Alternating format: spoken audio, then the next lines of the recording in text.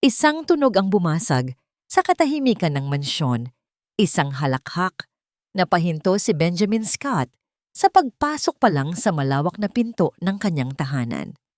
Kumunot ang kanyang noo. Ang pamilyar na bigat sa kanyang dibdib ay tila bahagyang gumaan para lamang mapalitan ng pagtataka. Halakhak. Isang tunog na halos isang taon na niyang hindi naririnig sa loob ng mga pader na ito. Mula nang pumanaw ang kanyang asawang si Marisa, ang katahimikan ay naging kanilang kasama sa araw-araw. Isang malamig na kumot na bumabalot sa bawat sulok ng bahay. Naging normal na sa kanya ang pag-uwi sa isang tahanang walang buhay. Ang tanging maririnig niya ay ang ugong ng aircon at ang malayong tunog ng mga kubyertos mula sa kusina. Ang kanyang tatlong anak, ang triplets na sina Liam, Lucas at Leo, ay naging mga anino na lamang, gumagalaw ng walang ingay, nagsasalita lang kapag kinakailangan. Ngunit ngayon, may tawa. Hindi lang isa, kundi marami. At kilala niya ang mga tawang yon. Dahan-dahan niyang isinara ang pinto sa kanyang likuran. Ang bawat galaw ay maingat, na para bang isa siyang estranghero sa sarili niyang pamamahay. Ayaw niyang maputol kung anuman ang nangyayari. Sinundan niya ang pinanggagalingan ng masayang tunog, pababa sa pasilyo patungo sa hardin. Habang papalapit, lalong lumilinaw. Hindi lang ito tawa, may kasama itong sigawan, mga sigaw ng kagalakan. "Hindi mo ako mahuhuli, Ate Jane!" Sigaw ng boses ni Leo. "Mahuhuli kita! Ang bagal mo!" Sagot naman ng isang boses ng babae na hindi pamilyar kay Benjamin, na sinundan ng mas malakas na tawanan mula kina Liam at Lucas. Napatigil si Benjamin sa may pintong salamin na nakaharap sa hardin. At doon, nakita niya ang isang milagro. Ang kanyang tatlong anak ay tumatakbo sa damuhan. Ang kanilang mga mukha ay namumula sa pagod at saya. Ang kanilang mga mata, na dati laging malungkot, ay nagliliwanag. Hinahabol sila ng isang babaeng payat, nakasuot ng simpleng bestida at tsinelas. Ang kanyang buhok ay nakatali, at sa kanyang mukha ay may isang ngiti na tila kayang magpainit ng pinakamalamig na gabi. Ito siguro si Jane Morrison, ang bagong yaya na nirekomenda ng kanyang sekretarya. Hindi niya ito nakita kaninang umaga dahil maaga siyang umalis para sa isang mahalagang meeting. Napanood niya kung paanong nadapa si Lucas at sa isang iglap ay naroon na si Jane. Tinutulungan itong tumayo, pinapagpagan ang kanyang damit at ginugulo ang buhok nito na parang wala lang. At si Lucas, na dati iiyak sa kaunting galos, ay tumawa lang at muling nakipaghabulan. Napahawak si Benjamin sa hamba ng pinto. Hindi namamalayan na pinipigil na pala niya ang kanyang paghinga. Ganito sila dati. Ganito kasaya ang bahay na ito nung nabubuhay pa si Marisa. Ang hardin na ito ay laging puno ng kanilang tawanan. Pero sa isang iglap, nawala ang lahat. At si Benjamin, sa sobrang pagkalunod sa sarili niyang pighati at sa abala sa pagpapatakbo ng kanyang kumpanya, ay hinayaan na lang na malunod din ang kanyang mga anak sa kalungkutan. Naramdaman niya ang pamilyar na kirot sa kanyang puso. Kasabay nito ay isang damdamin na hindi niya pa naramdaman sa loob ng mahabang panahon. Pag-asa. Biglang tumigil sa pagtakbo si Liam at napatingin sa direksyon niya. "Daddy?" Sa isang iglap, ang atensyon ng lahat ay napunta sa kanya. Ang tatlong bata ay sabay-sabay na tumakbo palapit sa kanya, yumakap sa kanyang mga binti. "Daddy, nakita mo yon? Ang bilis tumakbo ni Ate Jane," masayang sabi ni Lucas. "Pero mas mabilis pa rin ako," pagmamayabang ni Liam. Napayuko si Benjamin at ginulo ang buhok ng kanyang mga anak. Isang tunay na ngiti ang unti-unting sumilay sa kanyang mga labi. Nang iangat niya ang kanyang tingin, nakita niyang naglalakad papalapit si Jane.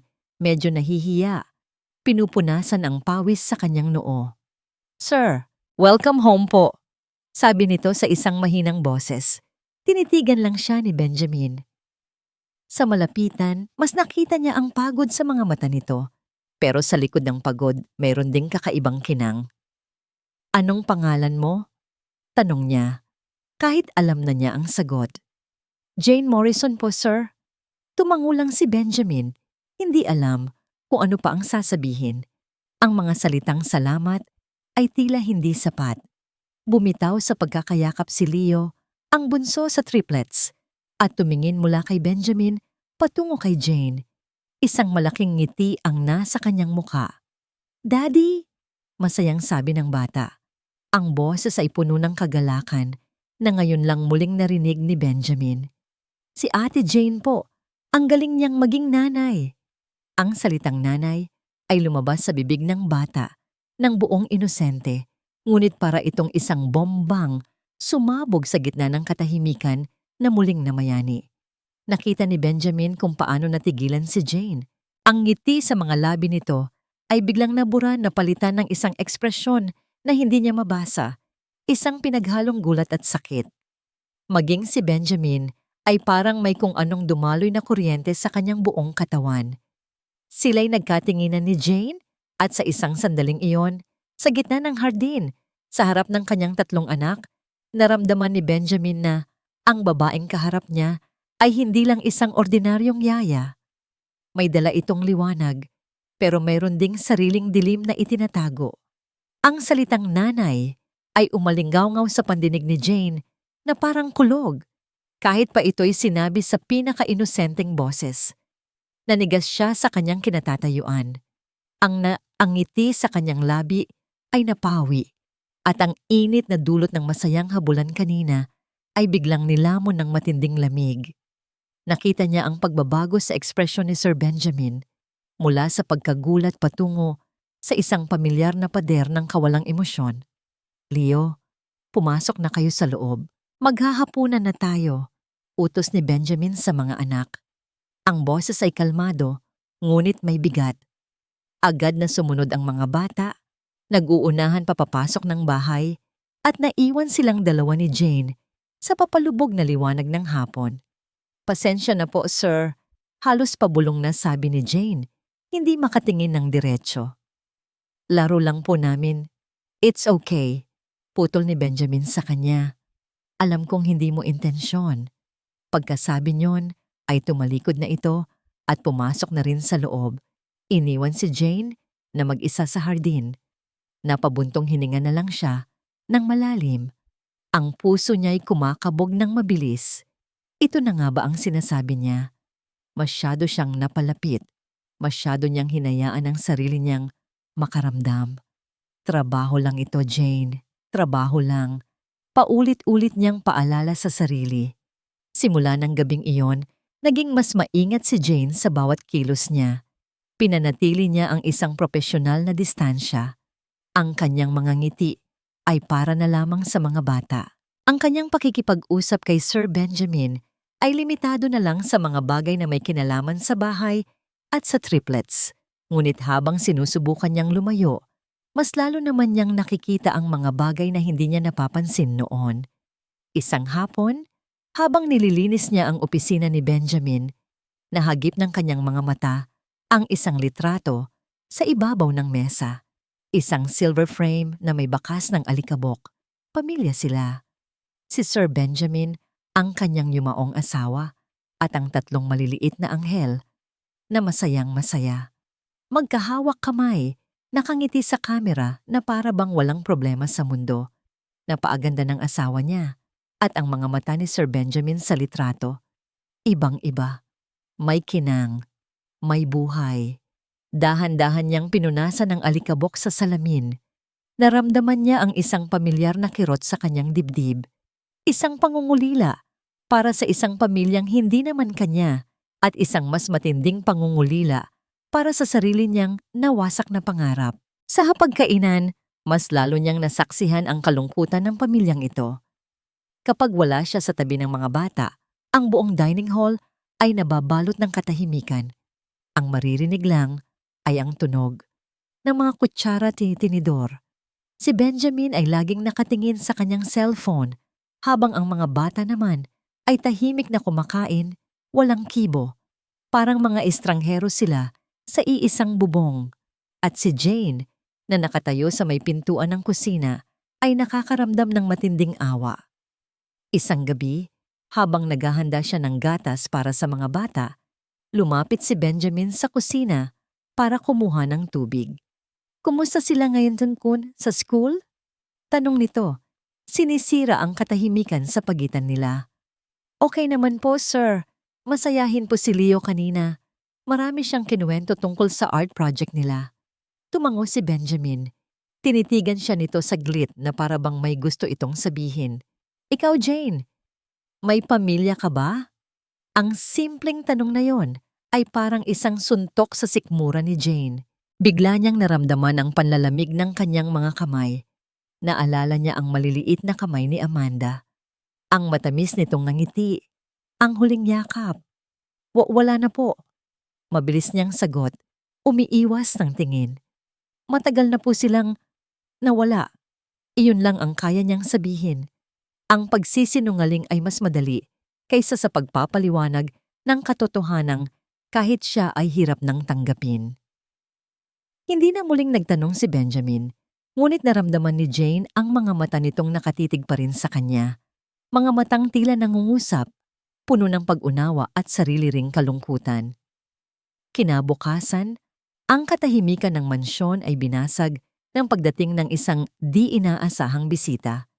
Isang eleganteng babae na bumaba mula sa isang mamahaling kotse, nakasuot ng pang-opisina at may dalang paper bags mula sa isang kilalang bilihan ng laruan. Si Isabella Reyes, ang kapatid ng yumaong asawa ni Benjamin. "Ben, I miss my boys." Masiglang bati nito pagpasok. Ngunit nang mapadako ang tingin nito kay Jane, nasasalubong sana sa kanya. Biglang nagbago ang ekspresyon nito. Tiningnan siya nito mula ulo hanggang paa, isang tingin na puno ng pagsusuri at pagmamaliit. "Ikaw siguro ang bago," sabi nito. Hindi man lang ngumiti. "Opo, ma'am. Ako po si Jane." Hindi siya pinansin ni Isabella at nagdiretso ito kay Benjamin.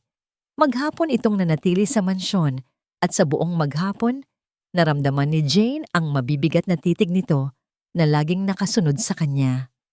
Bago ito umalis ng gabing iyon, habang naghahain si Jane ng kape sa sala, naririnig niya ang usapan ng magkapatid. "Ben, sigurado ka ba dyan?" Mahinang sabi ni Isabella, ngunit sapat na para marinig niya. Mukha siyang simple, masyado mong hinahayaan ang mga bata na mapalapit sa kanya. Hindi sumagot si Benjamin. Nagpatuloy si Isabella, ang boses ay may halong lason. "Hindi mo dapat hinahayaan ang mga bata na mapalapit sa isang katulong lang, Ben. Baka may tinatago yan." Kasabay ng mga salitang iyon, isang platito ang biglang nahulog mula sa nanginginig na kamay ni Jane. Lumikha ng isang matinis na tunog sa sahig na gawa sa marmol. Lahat sila ay napalingon sa kanya. Pero hindi niya sila nakita. Ang tanging nakikita niya ay ang mga piraso ng nabasag na porselana sa sahig. Isang perpektong larawan ng kanyang puso at ng sikretong pilit niyang itinatago. Ang tunog ng nabasag na platito ay tila gumising kay Benjamin mula sa isang pagkakatulala. Nakita niya ang pamumutla sa mukha ni Jane at ang panginginig ng mga kamay nito habang dali-daling pinupulot ang mga piraso sa sahig.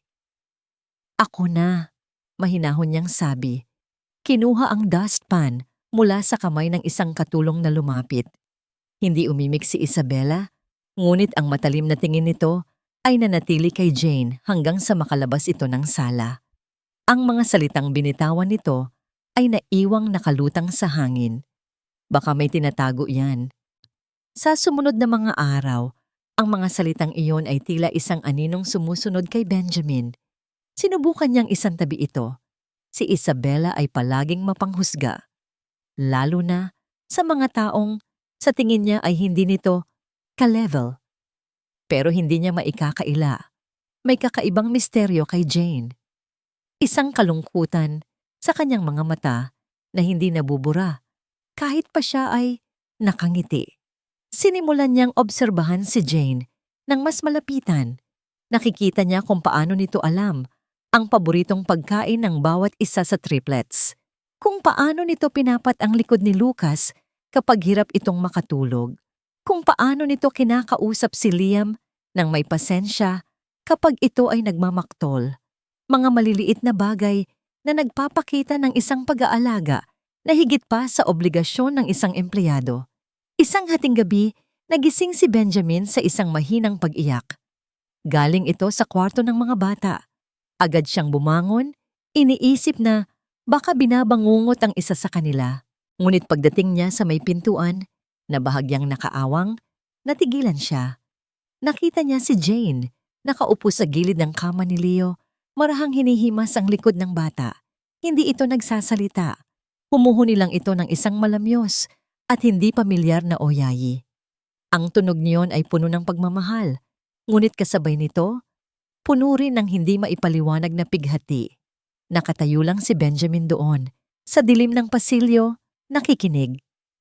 Nang tumahan si Leo at muling humimbing, dahan-dahan siyang tumalikod at bumalik sa kanyang silid, dala-dala ang imahe ni Jane at ang himig ng kanyang malungkot na oyayi.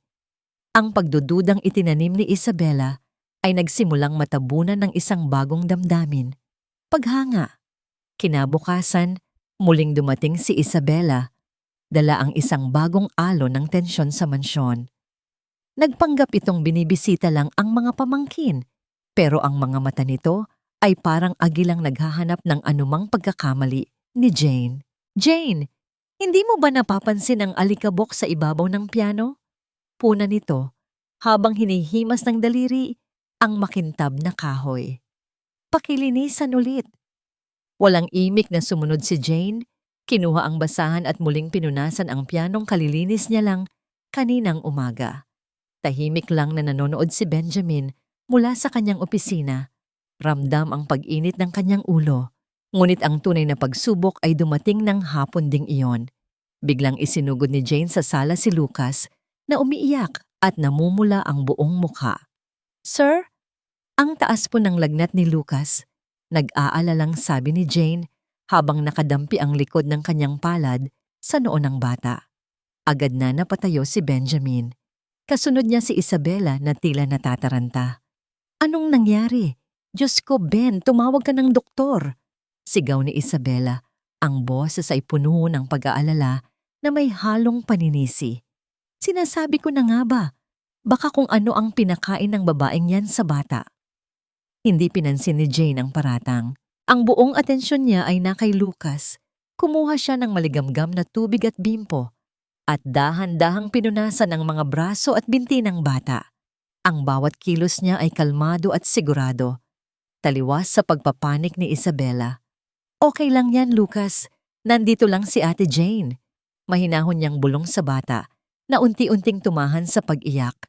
Nang dumating si Benjamin kasama ang family doctor nila, naabutan nilang mahimbing nang natutulog si Lucas sa sofa, habang si Jane ay hindi umaalis sa tabi nito, patuloy sa paglalagay ng basang bimpo sa noo nito.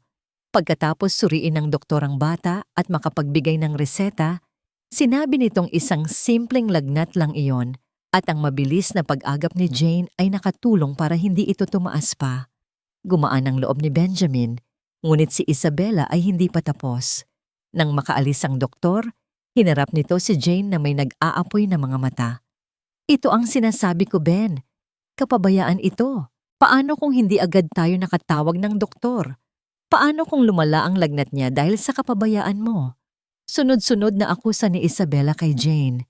Napayuko lang si Jane, hindi makasagot. At doon, may isang bagay na pumutok sa loob ni Benjamin. Sawang-sawa na siya sa katahimikan. Sawang-sawa na siya sa pagiging anino sa sarili niyang bahay. Humarang siya sa pagitan ni Isabela at Jane. She did more than enough, Isabela. Sabi niya, ang boses ay mababa, ngunit may bigat na nagpatigil sa lahat. Nakita ko. Ginawa niya ang lahat para bumuti ang pakiramdam ng anak ko, habang ikaw, ang tanging ginawa mo ay sumigaw. Natigilan si Isabela. Hindi makapaniwala sa narinig. Ben, pinagtatanggol mo siya? Pinagtatanggol ko ang katotohanan, matigas na sagot ni Benjamin. Stop it! Isang nakakabinging katahimikan ang namayani. Galit na kinuha ni Isabela ang kanyang bag. You will regret this, mariin nitong sabi bago padabog na umalis ng mansyon. Nang tuluyan nang mawala si Isabela, napabuntong hininga si Benjamin. Hinarap niya si Jane para sana magpasalamat, ngunit wala na ito sa sala. Hinanap niya ito sa silid ng mga bata, pero wala rin ito doon. Sa wakas, natagpuan niya ito sa kusina. Nakatalikod ito sa kanya, nakasandal sa lababo, at ang mga balikat nito ay bahagyang nanginginig. Umiiyak ito. Dahan-dahan siyang lumapit. Jane! Hindi ito lumingon. Ngunit sa paglapit niya, isang bagay ang nakaagaw ng kanyang pansin. Mahigpit na hawak ng kamay ni Jane ang isang kwintas na nakasabit sa leeg nito. Isang simpleng silver chain. At mula rito, nakasabit ang isang maliit na pendant. Isang letrang A. Mabilis na ibinaba ni Jane ang kanyang kamay at itinago ang kwintas sa loob ng kanyang damit. Nang maramdaman niya ang paglapit ni Benjamin, pinunasan niya ang kanyang mga pisngi gamit ang likod ng kanyang palad. Pilit na inaayos ang sarili kahit pa sumasabog ang kanyang dibdib sa kaba. Jane? Ulit ni Benjamin. Ang boses ay malambot, malayo sa istriktong tono na nakasanayan niya. Okay ka lang ba? Hindi makatingin si Jane ng diretso. Ang init ng pagtatanggol nito sa kanya kanina ay naroon pa rin, pero ngayon ay nahahaluan na ito ng takot. Takot na baka sa sobrang lapit nito, makita nito ang mga basag na piraso ng pagkatao niya. Opo, sir, sagot niya. Bagaman garalgal pa rin ang boses. Pasensya na po, napuwing lang. Alam niyang hindi ito naniniwala. Nakita niya ang pagbaba ng tingin ni Benjamin sa kanyang leeg kung saan nakatago ang palawit na letrang A. That necklace, panimula ni Benjamin. Mahalaga yan sa'yo. Napahawak si Jane sa kanyang dibdib, ramdam ang lamig ng metal sa kanyang balat. Ito na lang ang natitira sa kanya ni Amanda. Ang tanging bagay na naisalba niya mula sa gumuhuhong mundo niya noon. Ito na lang po ang natitira sa akin. Mahina niyang sagot. Ang mga mata ay nakapako sa sahig. Mula sa nakaraan ko. Hindi na nagtanong pa si Benjamin. Sa halip na pilitin siya, tumangulang ito. Magpahinga ka na, Jane. Naging mahabang araw ito para sa'yo. Tumalikod na si Benjamin, pero bago ito tuluyang lumabas ng kusina, huminto ito saglit. At Jane, salamat sa pag-aalaga kay Lucas. Nang makaalis ang kanyang amo, napahawak si Jane sa lababo. Ang kanyang mga tuhod ay halos bumigay na. Muntik na. Muntik na niyang sabihin ang pangalan ng kanyang anak. Lumipas ang ilang oras, pero hindi dinalaw ng antok si Jane. Lumabas siya sa berandang nakaharap sa hardin, kung saan madalas maglaro ang triplets. Ang gabi ay payapa. Ang simoy ng hangin ay malamig. Sa hindi kalayuan, nakita niya si Benjamin na nakaupo sa isa sa mga garden chair, may hawak na baso ng alak, nakatingin sa kawalan. Aalis sana siya para hindi makaistorbo, pero lumingon ito at nakita siya. Hindi ka rin makatulog? Tanong ni Benjamin. Napilitan siyang lumapit. Opo, sir. Masyado lang pong tahimik. Sanay na ako sa katahimikan. Mapait ng ngiti ni Benjamin. Tinapik nito ang bakanting upuan sa tapat nito. Maupo ka muna. Dahil sa hiya, umupo si Jane sa dulo ng upuan. Noong nawala si Marisa, basag ni Benjamin sa katahimikan, ang boses ay parang hangin na humahaplos sa gabi. Akala ko, titigil ang mundo. Pero hindi, tuloy pa rin ang ikot. Ang mga ibon, kumakanta pa rin. Ang araw, sumisikat pa rin. At ako, naiwan akong nagagalit kung bakit parang walang pakialam ang mundo na nawalan ako ng kalahati ng sarili ko. Napatingin si Jane kay Benjamin. Sa unang pagkakataon, hindi niya nakita ang bilyonaryong amo. Nakita niya ang isang lalaking wasak, tulad niya. Hindi po nawawala ang sakit, sir. Kusang lumabas sa bibig ni Jane. Natututo lang po tayong lagyan ng espasyo sa tabi nito para makahinga. Tumingin si Benjamin sa kanya. Ang mga mata ay puno ng interes at lungkot. Mukhang alam na alam mo ang pakiramdam. Opo, bulong ni Jane. Alam na alam ko po. Nagkatitigan sila ng matagal. Sa ilalim ng liwanag ng buwan, may isang koneksyon na nabuo. Isang tulay sa pagitan ng dalawang pusong parehong sugatan. Gustong-gusto ni Jane na ikwento si Amanda. Gusto niyang sabihin na alam niya ang pakiramdam ng mawalan, na mas masakit pa nga ang sa kanya dahil nawalan siya ng anak. Pero pinigilan niya ang sarili. Ang katotohanan ay mapanganib. Ang katotohanan ay pwedeng magwasak sa kapayapaang nahanap niya dito. Samantala, sa kabilang panig ng lungsod, sa isang marangyang condo unit, hindi mapakali si Isabela. May kumatok sa pinto. Isang lalaking nakaitim na jacket ang nag-abot sa kanya ng isang brown envelope. Nandyan na lahat ng impormasyon na nakuha ko sa probinsya, ma'am, sabi ng private investigator. Dali-daling sinara ni Isabela ang pinto at binuksan ang envelope sa ilalim ng liwanag ng lampshade. Inilabas niya ang mga laman nito.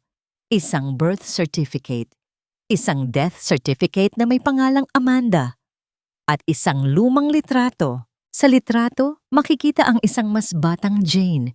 Mukha itong pagod at malungkot. At sa tabi nito, nakaakbay ang isang lalaking may magulong buhok, may tattoo sa leeg at mukhang siga. Napangiti si Isabela ng mapait. Sinasabi ko na nga ba, you're trash, Jane, at hindi ko hahayaang madumihan mo ang pamilya ko. Bumalik sa mansyon, pumasok na si Jane sa kanyang kwarto. Pagod na pagod ang kanyang isip at puso. Humiga siya at pumikit. Inaalala ang pag-usap nila ni Benjamin. May kaunting pag-asa na sumibol sa puso niya. Baka pwede siyang maging masaya ulit. Kahit kaunti lang. Biglang umilaw ang kanyang cellphone sa ibabaw ng mesa. Kumunot ang noo niya. Hating gabi na. Sino ang tatawag sa kanya? Wala namang nakakaalam ng number niya maliban kay Sir Benjamin at sa agency at sigurado siyang tulog na ang amo niya. Kinuha niya ang cellphone. Unknown number. Pinatay niya ito. Iniisip na wrong number lang. Pero ilang segundo lang ang lumipas. Umilaw ulit ang screen. Isang text message ang pumasok. Binuksan niya ito. At sa pagbasa niya sa mensahe, parang binuhusan siya ng yelo. Ang kanyang mundo ay biglang huminto sa pag-ikot. Nabitawan niya ang cellphone at ang kanyang mga kamay ay nagsimulang manginig ng hindi mapigilan. Ang mensahe ay maikli lang, pero sapat na para gisingin ang lahat ng bangungot na tinatakbuhan niya. Natagpuan din kita, may utang ka pa sa akin. Napansin agad ni Benjamin ang pagbabago. Pagkababa pa lang niya sa hagdan kinaumagahan, ramdam na niya ang bigat sa hangin. Kung noong mga nakaraang araw ay may dalang liwanag si Jane sa mansyon, ngayon ay para itong isang kandilang humahapay sa gitna ng bagyo. Nakita niya si Jane sa dining area, nag-aayos ng almusal ng triplets. Nanginginig ang mga kamay nito habang nilalagyan ng gatas ang baso ni Leo. Ang mga mata nito ay mapula at maga. Halatang galing sa pag-iyak o kawalan ng tulog. At sa bawat kaluskos, sa bawat tunog ng pagbukas ng pinto, napapapitlag ito na parang takot na takot. Daddy, bakit po ang lungkot ni Ate Jane? Bulong ni Liam sa kanya habang umuupo siya sa kabisera. Tumingin si Benjamin kay Jane. Jane, are you okay? Mabilis na umiwas ng tingin si Jane. Opo, sir. Masama lang po ang pakiramdam ko. Pero kaya ko naman po. Hindi naniniwala si Benjamin. Ang koneksyon na naramdaman niya kagabi sa hardin. Ang sandaling iyon na pareho silang nagbukas ng pinto sa kanilang mga sugat ay biglang nagsara. May pader na namang nakaharang at ang pader na ito ay gawa sa takot. Gusto sana niyang kausapin ito ng masinsinan pero dumating si Isabela. Hindi ito nag-iisa. May dala itong mga magazine at dyaryo at umupo ito sa sala na parang siya ang may-ari ng bahay. Ang tingin nito kay Jane ay may halong kakaibang talim, isang ngisi na nagpapahiwatig na may alam ito na hindi alam ni Benjamin. Habang nagkakape si Benjamin sa sala, nagbabasa si Isabela ng malakas. Diyos ko, Ben, nakakatakot na talaga ang panahon ngayon, sabi nito. Sabay lagok ng tsa. May nabasa ako dito, isang pamilya sa probinsya, ninakawan ng katulong nila. Ang mas malala, may kasapakat pala yung katulong na sindikato, ex-convict pala ang asawa. Sumulyap si Isabela kay Jane na nagpupunas ng vas sa di kalayuan. Nakita ni Benjamin kung paanong nanigas ang katawan ni Jane. Halos mabitawan nito ang hawak na basahan. Isabela, stop it! Saway ni Benjamin, naiirita sa parinig ng hipag. Wala tayong pakialam sa balita ng iba.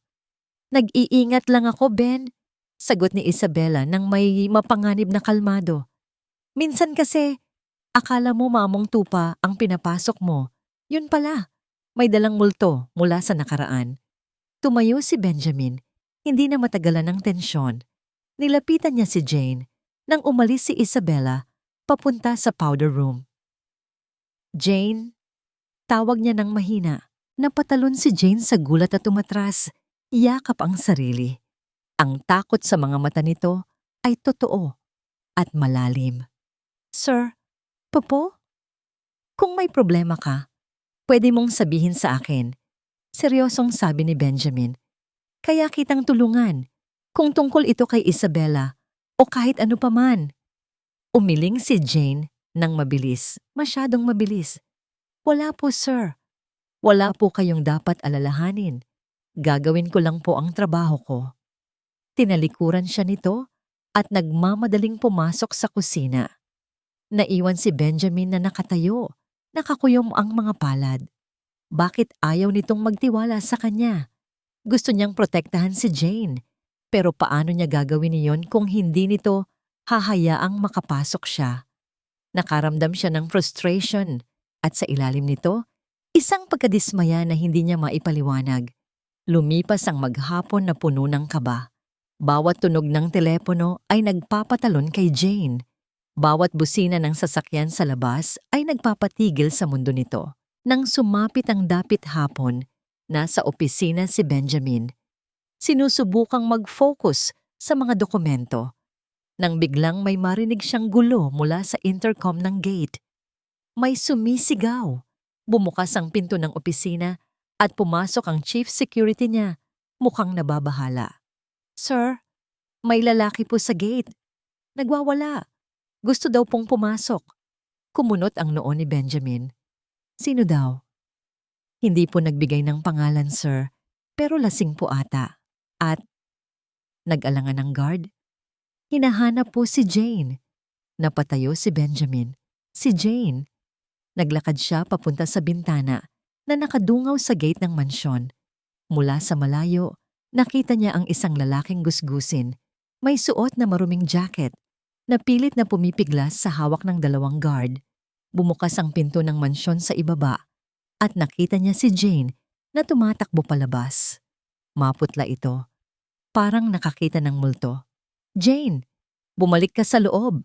Sigaw ni Benjamin. Pero hindi ito nakinig. Binuksan ni Benjamin ang bintana para marinig ang nangyayari. Ang hangin ay nagdala ng boses ng lalaki. Isang boses na puno ng galit at alak.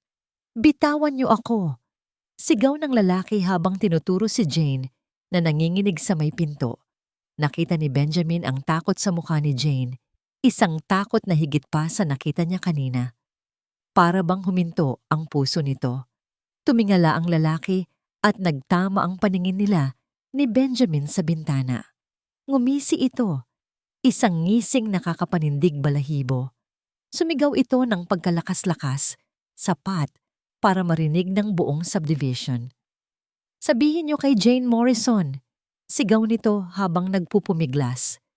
Andito ang asawa niya, ang asawa na sinira niya ang buhay. Parang huminto ang pagtibok ng puso ni Jane nang marinig niya ang boses na yon. Ang boses na laging nasa kanyang mga bangungot. Ang boses na huli niyang narinig noong gabing nawala ang lahat sa kanya. Marco. Hindi niya inintindi ang babala ni Sir Benjamin. Tumakbo siya palabas ng gate. Ang kanyang mga paa ay halos hindi sumayad sa lupa dahil sa tindi ng takot. Nakita niya ang mga security guard na pilit na pinipigilan ng isang lalaking nagpupumiglas.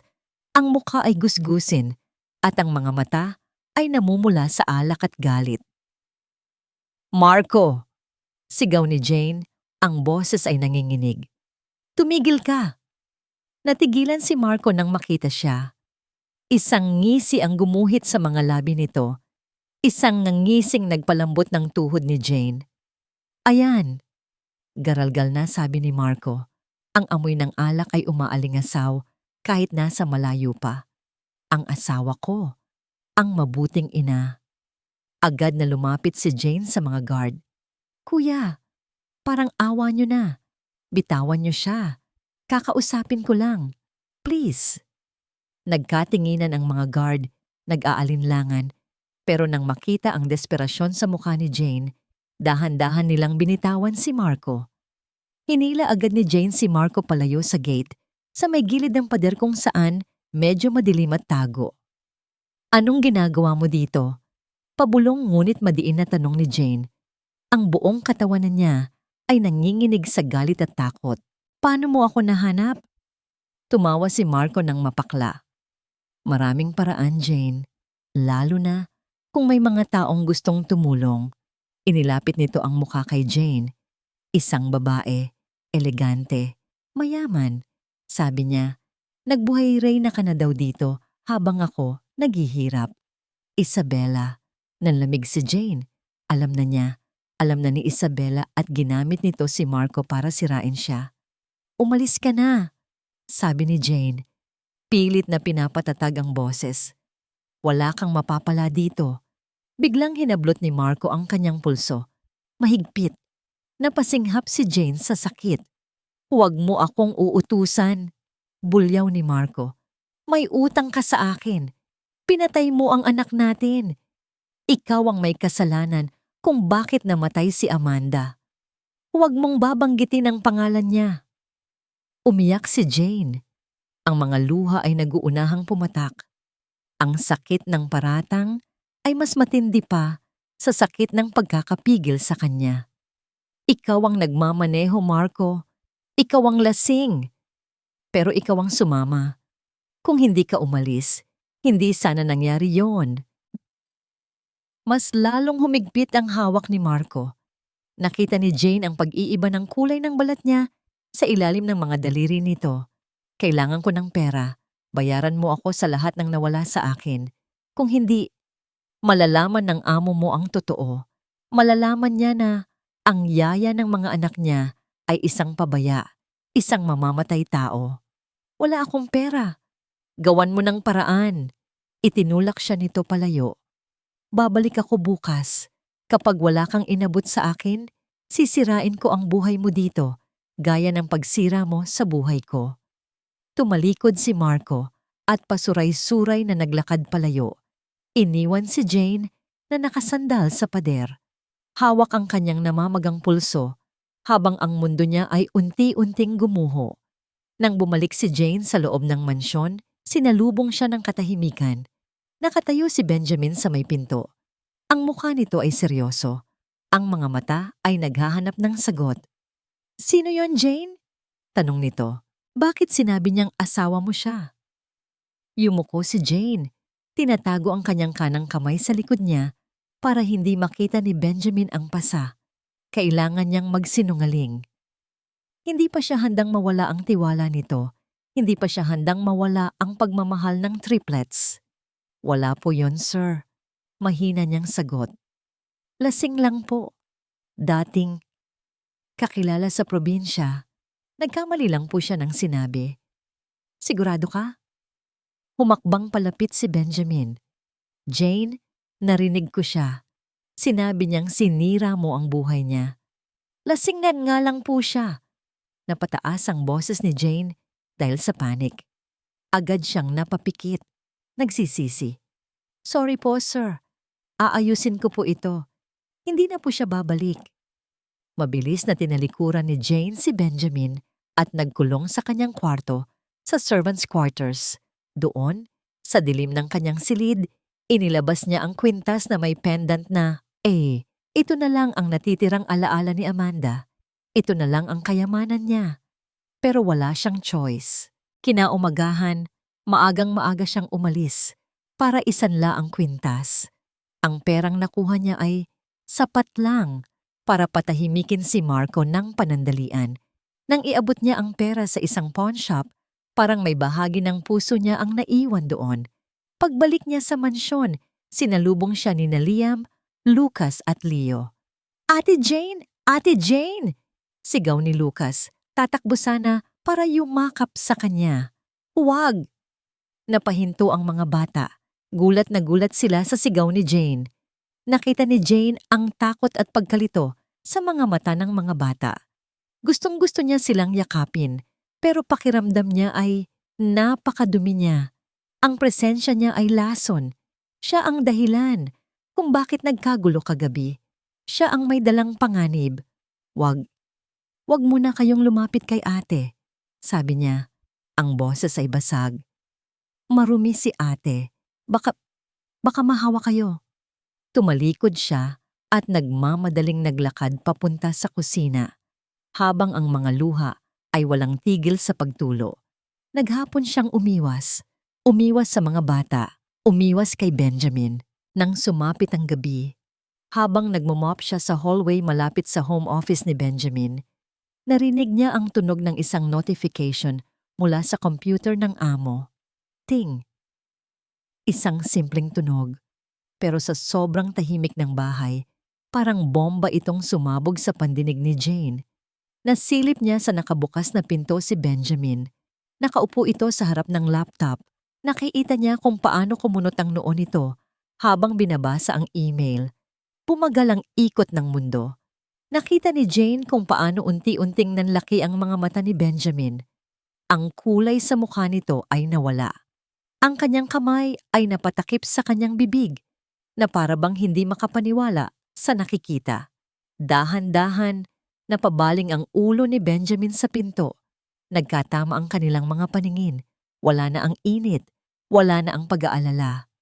Ang nakita ni Jane sa mga mata ni Benjamin ay purong horror at pagdududa. Hawak ni Benjamin ang mouse at tila may ipinapakita sa screen. Isang scanned copy ng lumang dyaryo. Kahit malayo, alam ni Jane kung ano ang headline. Alam na niya. Tapos na ang lahat. Hindi makagalaw si Benjamin. Ang mga mata niya ay nakapako sa screen ng laptop, binabasa ang bawat salita ng lumang artikulo na ipinadala sa kanya. Isang batang babae, edad 3, nasawi sa car accident. Ang ama, lasing habang nagmamaneho.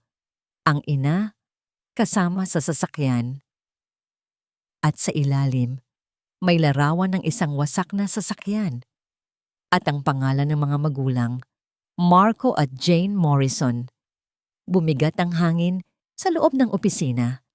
Parang tinik na bumara sa lalamunan ni Benjamin ang bawat letra. Ang babaeng nagbalik ng tawa ng mga anak niya. Ang babaeng nagpatibok ng puso niya sa hardin. Ay sangkot sa pagkamatay ng sarili nitong anak. Dahan-dahan siyang nag-angat ng tingin. Nakatayo si Jane sa may pintuan, nakahawak sa hamba na parang ito na lang ang pumipigil sa kanya para hindi bumagsak. Ang mukha nito ay kasing puti ng papel. Ang mga mata nito ay puno ng takot, hindi takot para sa sarili, kundi takot na makita kung paano siya tinitingnan ni Benjamin ngayon. "Jane!" Tawag ni Benjamin. Ang boses niya ay basag, malayo sa pagiging matatag. "Ano ito?" Ibinaling niya ang laptop paharap kay Jane. Nakita niya ang pagnginig ng labi ni Jane. Gusto niyang sumigaw ito. Sabihing hindi totoo yon. Nakasinungalingan lang ang lahat. Gusto niyang ipagtanggol nito ang sarili, gaya ng pagtatanggol niya rito kay Isabella. Pero yumuko lang si Jane, at sa katahimikan ng kwarto, ang hikbi nito ay parang kulog. "Patawad po, sir."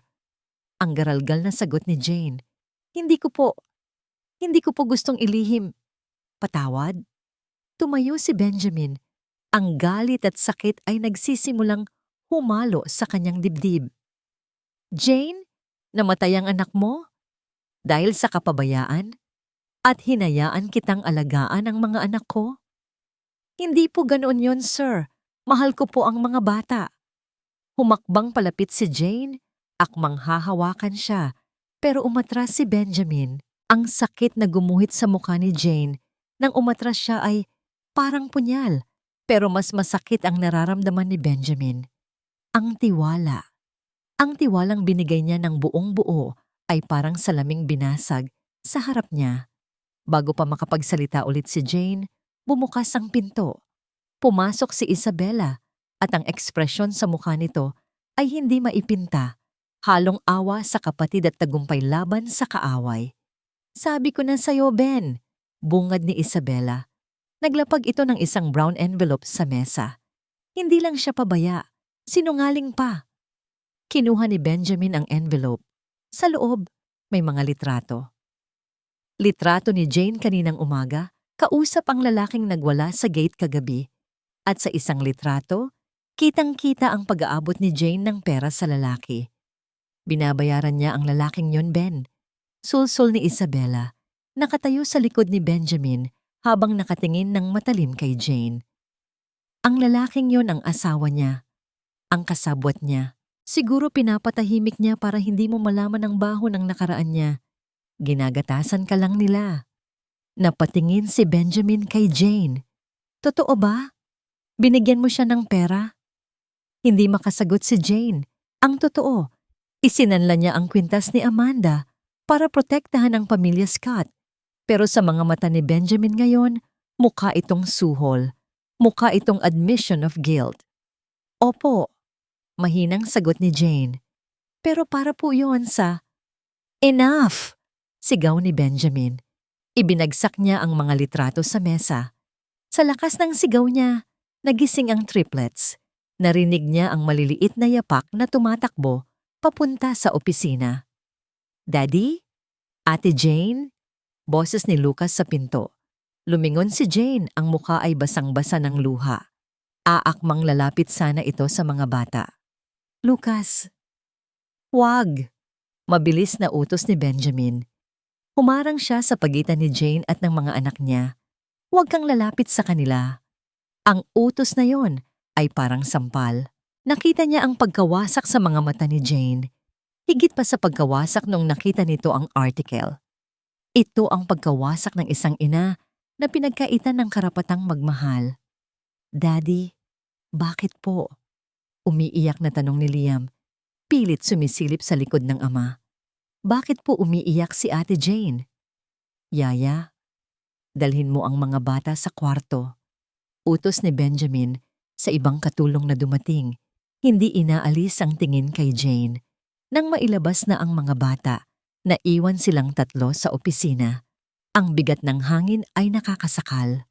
Umalis ka muna sa paningin ko, Jane, sabi ni Benjamin ng pabulong, nakatalikod, nakahawak sa gilid ng mesa para pigilan ang sarili na bumigay.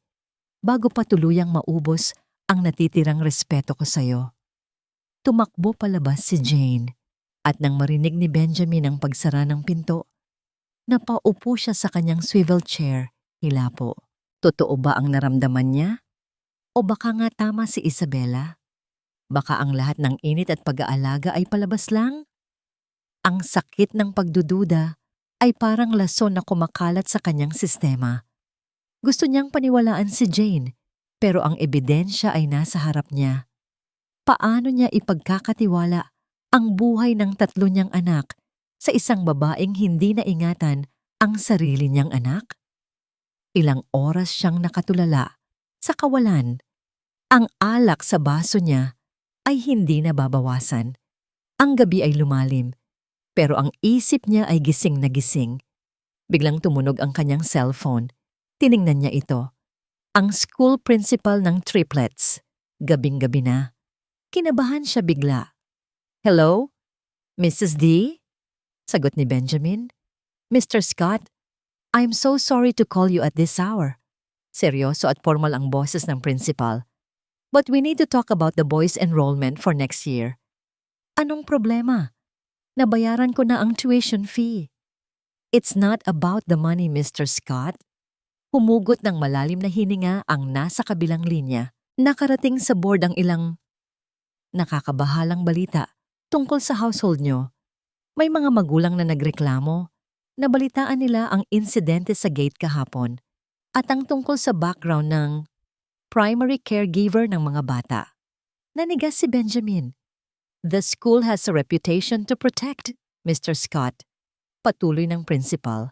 At ang bawat salita ay parang pako na ibinabaon sa dibdib ni Benjamin. As long as that woman remains in your employ and close to the children, I'm afraid we cannot accept Liam, Lucas, and Leo back next semester. Ibinaba ni Benjamin ang telepono. Ang kamay niya ay nanginginig sa galit. Hindi lang nito sinira ang tiwala niya. Sinisira na rin ni Jane ang kinabukasan ng mga anak niya. Nakatayo si Jane sa madilim na pasilyo sa labas ng nakasarang pinto ng opisina ni Benjamin. Hindi niya gustong makinig. Aalis na sana siya para bigyan ng espasyo ang amo, pero ang mga salitang tumagos mula sa loob ng kwarto ay parang mga pakong bumaon sa kanyang mga paa. I understand, Mrs. D. Boses ni Benjamin, garalgal at puno ng pagpipigil sa galit. Pero hindi niyo pwedeng gawin ito sa mga anak ko. Wala silang kinalaman dito. Nanigas si Jane, Mrs. D, ang principal ng school ng triplets. Dahil lang sa mga chismis? Dahil sa yaya nila? Tumataas na ang boses ni Benjamin. Aayusin ko ito. Tatanggalin ko siya kung kinakailangan. Huwag niyo lang tanggalan ng karapatan ng mga anak ko na makapag-aral diyan. Tatanggalin. Napahawak si Jane sa kanyang bibig para pigilan ang paghikbi. Ang sakit ng salitang iyon ay hindi dahil sa mawawalan siya ng trabaho. Sanay na siya sa gutom. Sanay na siya sa hirap. Ang masakit ay ang katotohanan na siya ang dahilan. Siya ang lason. Siya ang tinik na sumisugat sa pamilyang nagbigay sa kanya ng kaunting init sa gitna ng kanyang maginaw na mundo. Dahil sa nakaraan niya, dahil sa pagkakamali niya, pati ang kinabukasan ni Liam, Lucas at Leo ay nadadamay. Umatras siya ng dahan-dahan, ang bawat hakbang ay mabigat. Bumalik siya sa kanyang maliit na kwarto sa servants' quarters. Wala siyang binuksan na ilaw. Sa dilim, kinuha niya ang kanyang lumang maleta. Wala naman siyang masyadong gamit. Ilang pirasong damit. Isang pares ng tsinelas. Hinanap ng kamay niya ang kanyang leeg.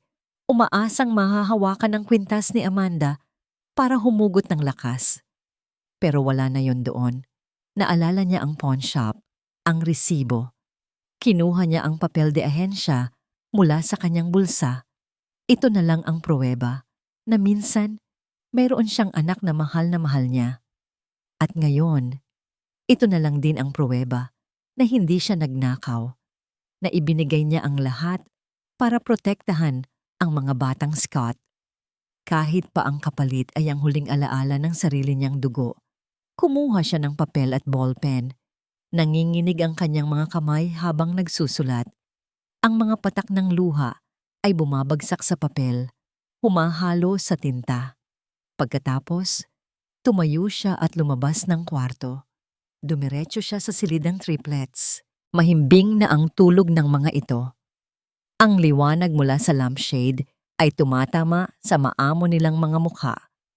Lumapit siya kay Liam. Inayos ang kumot nito. Lumapit siya kay Lucas. Hinaplos ang buhok nito. At kay Leo, hinalikan niya ito sa noo ng napakagaan. Patawad, bulong niya sa hangin. Patawad kung nasira ko ang tahimik niyong mundo. Patawad kung hindi sapat si Ate Jane para manatili. Gumumalaw si Leo at nag-inat pero hindi nagising. Ate Jane, bulong ng bata sa kanyang panaginip. Napapikit si Jane ng mariin. Ang sakit sa dibdib niya ay halos hindi na niya kayanin.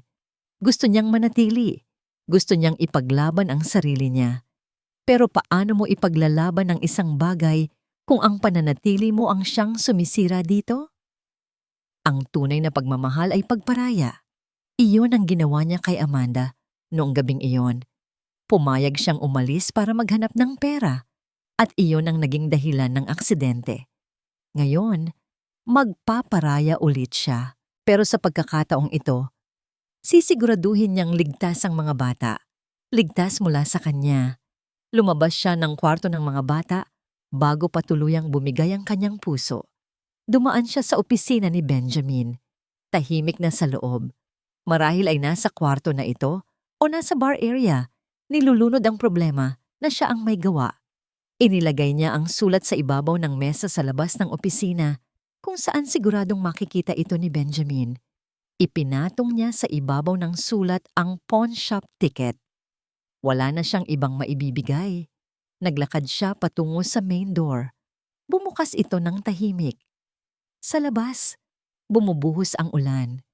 Ang langit ay nakikiayon sa nararamdaman niya. Walang payong, walang jacket, humakbang si Jane palabas. Ang lamig ng ulan ay tumagos sa kanyang buto, pero manhid na siya. Naglakad siya palabas ng gate. Hindi na siya lumingon dahil alam niyang kung lilingon pa siya, baka hindi na siya makaalis. Baka piliin niyang manatili at maging makasarili. Paalam, bulong niya sa hangin, kasabay ng kulog. Sa loob ng mansyon, bumukas ang pinto ng opisina. Lumabas si Benjamin. Hawak ang isang baso ng whiskey, hilong-hilo sa alak at problema. "Jane!" tawag niya. Ang boses ay puno ng galit at desperasyon. Gusto niya itong kausapin. Gusto niyang marinig ang katotohanan. Walang sumagot. "Jane!"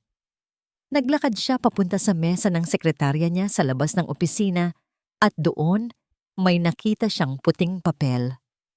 Binaba niya ang baso at kinuha ang sulat. Binasa niya ito. "Sir Ben, hindi po ako nagnakaw. Wala po akong kinuha sa inyo bukod sa mga ngiti ng mga anak niyo. Patawad po kung ang nakaraan ko ang sumira sa inyo. Umalis na po ako para hindi na madamay ang mga bata sa school. Mahal na mahal ko po sila. Patawarin niyo ako. P.S. Ito po ang resibo ng kwintas. Yan lang po ang meron ako.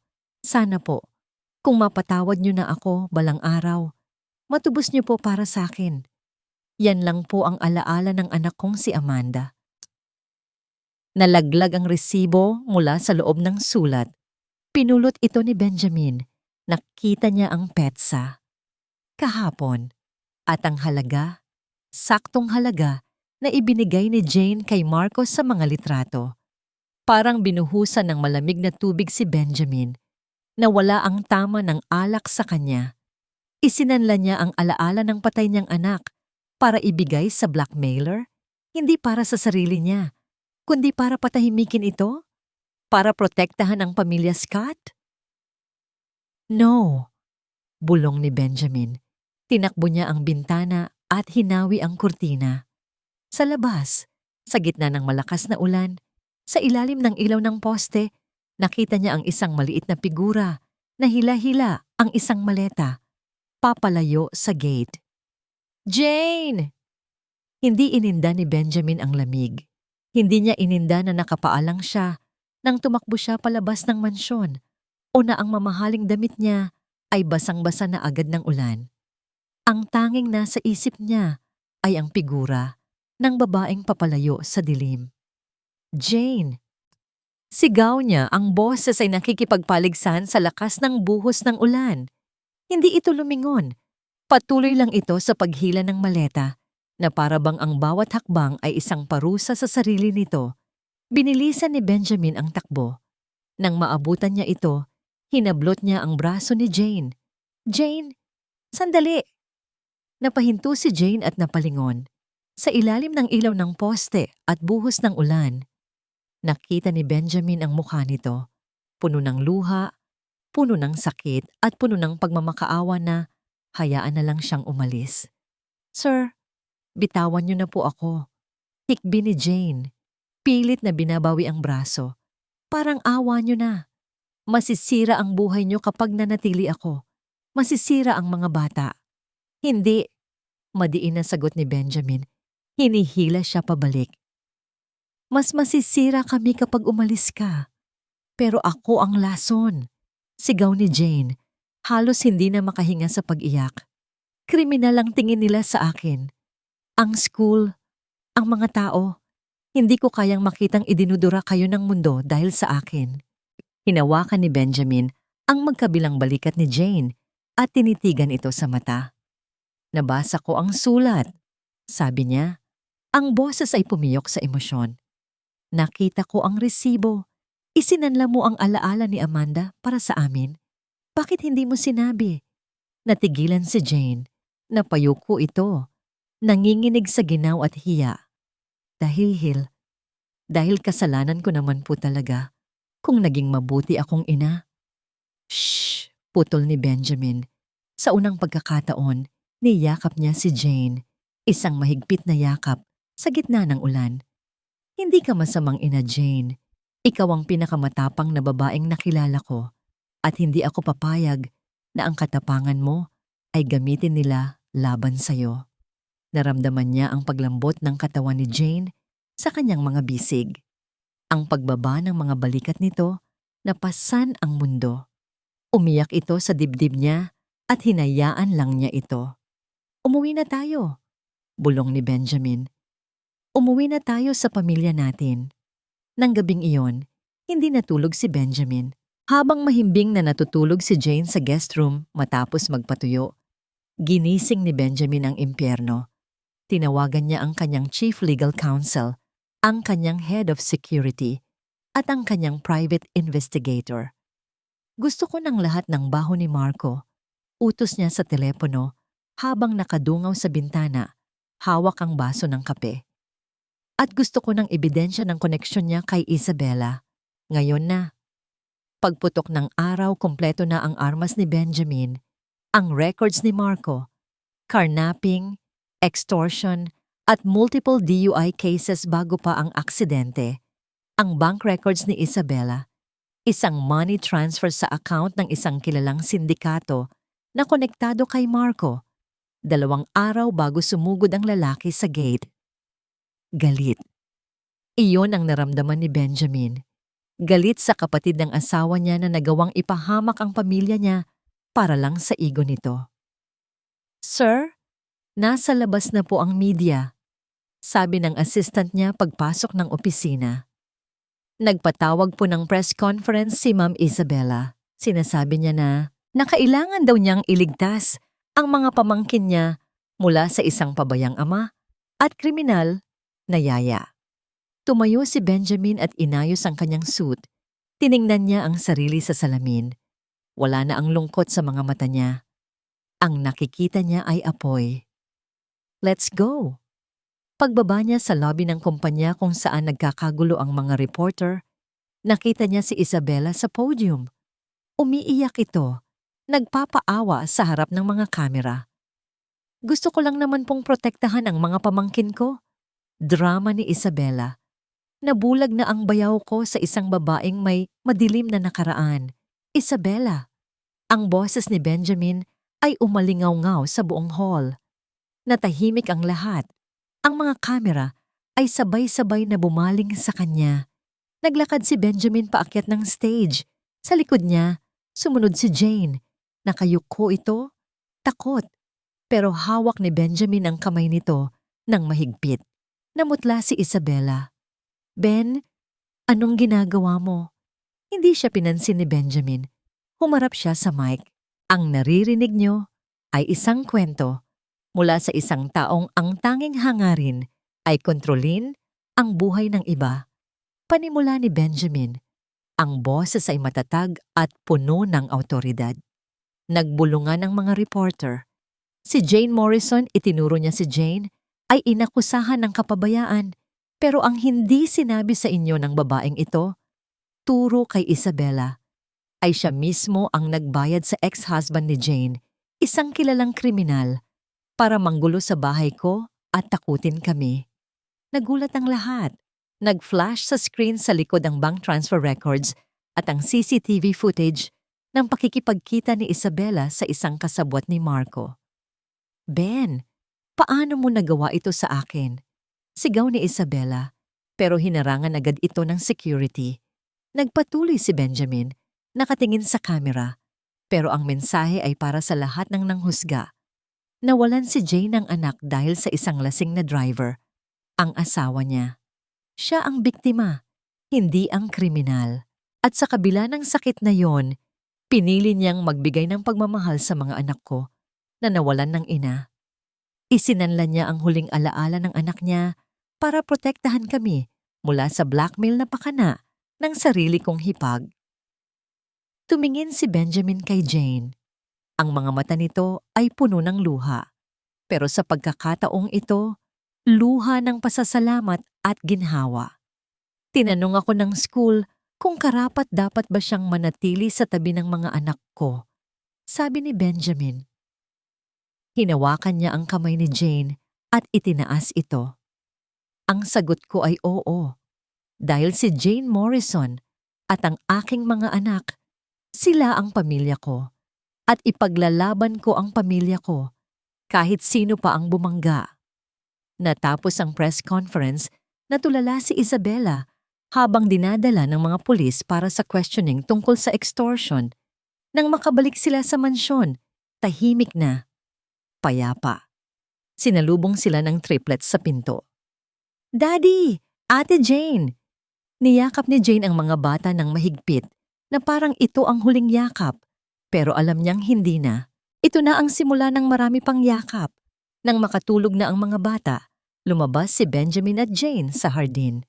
Ang ulan ay tumigil na at ang langit ay puno ng bituin. Inilabas ni Benjamin ang isang maliit na kahon mula sa bulsa niya. Binuksan niya ito. Sa loob ay ang kwintas na may pendant na A. Napasinghap si Jane. Sir, paano? Pinatubos ko kaninang umaga. Nakangiting sabi ni Benjamin. Isinuot niya ito sa leeg ni Jane. Ang alaala ni Amanda ay parte na rin ng pamilyang ito. Hindi mo na kailangang pumili sa pagitan ng nakaraan at kasalukuyan mo. Hinawakan ni Jane ang kwintas. Ang mga luha ay muling tumulo. Salamat. Salamat, Ben. Hinawakan ni Benjamin ang mga kamay niya. Ang mga mata nito ay puno ng pagmamahal na matagal nang nawala. At ngayon ay muling nabuhay. May isa pa akong tanong, Jane. Bulong ni Benjamin. Inilalapit ang mukha sa kanya. Papayag ka bang maging pamilya ko? Hindi lang bilang yaya, kundi bilang katuwang ko. Habang buhay? Hindi naging enggrande ang kasal. Walang mahabang pila ng mga bisita, walang media, at walang magarbo at matatayog na dekorasyon.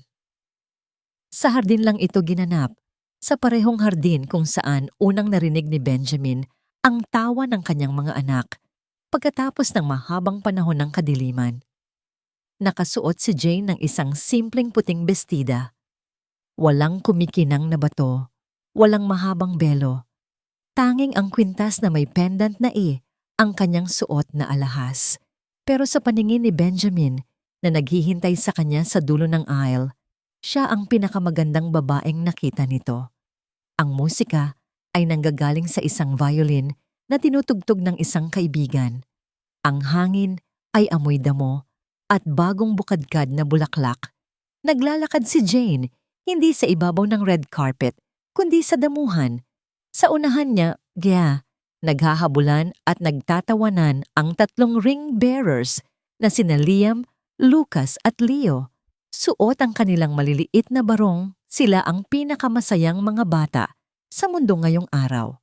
Daddy, dalian mo na. Gusto na naming kumain ng cake.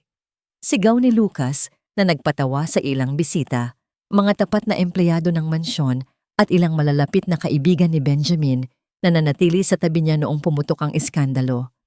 Nang makarating si Jane sa altar, sinalubong siya ni Benjamin. Ang mga mata ng lalaki ay basa ng luha, pero nakangiti ito ng buong tamis. Akala ko, habang buhay na akong mabubuhay sa anino ng nakaraan, panimula ni Benjamin sa kanyang vow, hawak ang mga kamay ni Jane. Pero dumating ka. Hindi mo lang inalagaan ang mga anak ko, Jane. Inalagaan mo rin ang puso ko. Tinuruan mo kaming tumawa ulit. At ngayon, nangangako ako na ako naman ang mag-aalaga sa'yo. Hindi ka na mag-iisa, Jane. Kahit kailan. Tumulo ang luha ni Jane. Tiningnan niya si Benjamin at sa gilid ng kanyang paningin, nakita niya ang triplets na nakatingin sa kanila ng may pagmamahal. Ben! Garalgal na sagot ni Jane. Dumating ako sa bahay na nawasak. Akala ko, wala na akong karapatang sumaya. Pero ipinakita niyo sa akin na ang puso, kahit gaano kadaming lamat, ay pwede pa ring magmahal ng buo. Salamat sa pagtanggap sa akin. At kay Amanda. Isinuot nila ang sing-sing sa isa't isa. At sa ilalim ng asul na langit, sa harap ng kanilang maliit na pamilya, ibinigay ni Benjamin ang isang halik na nagsara sa lahat ng pinto ng sakit at nagbukas sa pinto ng panghabang buhay. Ilang linggo matapos ang kasal, isang itim na SUV ang huminto sa isang pribadong sementeryo sa probinsya. Bumaba si Benjamin, akay-akay si Jane, kasunod nila ang triplets na may dalang mga bulaklak. Naglakad sila patungo sa isang maliit na puntod na matagal nang hindi nadalaw.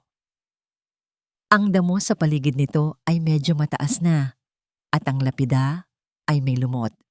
Agad na lumuhod si Jane at sinimulang linisin ang puntod. Amanda Morrison. Dati, tuwing nakikita niya ang pangalang ito, puro sakit at pagsisisi ang nararamdaman niya. Pakiramdam niya ay isa siyang kriminal na dumadalaw sa kanyang biktima. Pero ngayon, habang pinupunasan niya ang pangalan ng anak, naramdaman niya ang isang mainit na kamay sa kanyang balikat. Si Benjamin. At sa tabi niya, lumuhod din sina Liam, Lucas, at Leo. Hello po Ate Amanda. Masiglang bati ni Liam sa lapida. Kami po ang kapatid nyo. Dinalhan ka po namin ng flowers. Oo nga po. Sabi ni Daddy, angel ka na daw po. Dagdag ni Leo, inilalagay ang isang puting rosas sa ibabaw ng bato. Napatingin si Jane sa mga bata at pagkatapos ay kay Benjamin. Ngumiti ito at tumango. Sa sandaling iyon, gumaan ang dibdib ni Jane.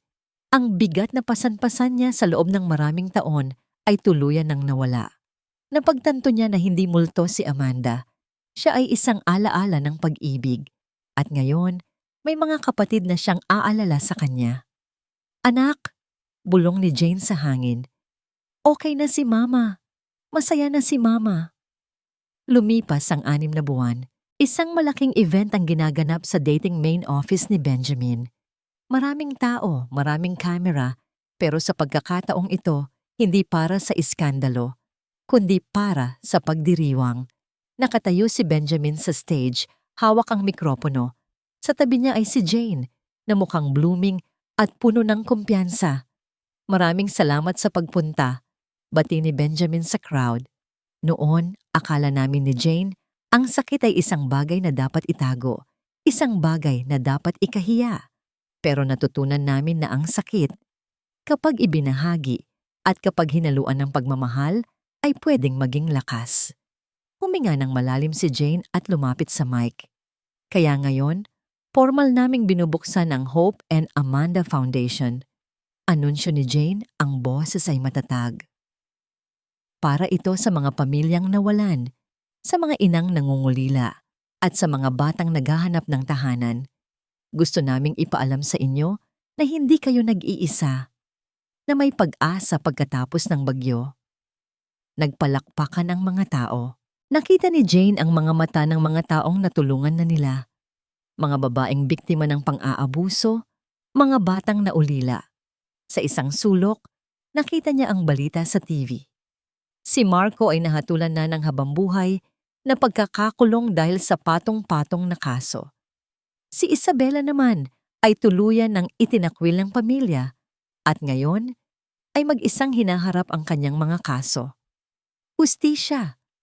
Pero higit sa hustisya, kapayapaan. Naramdaman ni Jane ang maliliit na kamay na humila sa laylayan ng damit niya, ang triplets. Mami Jane, gutom na kami? Reklamo ni Lucas. Napatawa si Jane at si Benjamin. Mami Jane, napakasarap pakinggan. Yumuko si Benjamin at binuhat si Leo. Hinawakan naman ni Jane ang kamay ni Liam at Lucas. Naglakad sila pababa ng stage, hindi bilang isang bilyonaryo at isang dating katulong, kundi bilang isang pamilya. Habang naglalakad sila palabas ng hall, tumigil saglit si Jane at tumingin sa logo ng foundation, isang simpleng drawing ng isang bata at isang anghel na magkahawak kamay. Napangiti siya at hinawakan ang kanyang kwintas.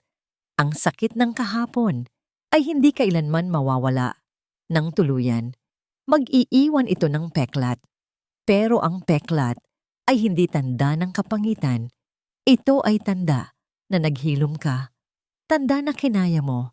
At sa piling ni Benjamin at ng 3 batang makukulit na ngayon, ay tinatawag na siyang ina. Nalaman ni Jane ang pinakamahalagang leksyon sa lahat. Ang pamilya ay hindi laging nagsisimula sa dugo. Minsan, nagsisimula ito sa isang tawa sa gitna ng katahimikan at nabubuo sa desisyong manatili kapag ang mundo ay naging madilim. Hinawakan ni Jane ang kamay ni Benjamin ng mahigpit at sabay silang humakbang patungo sa liwanag ng bagong umaga.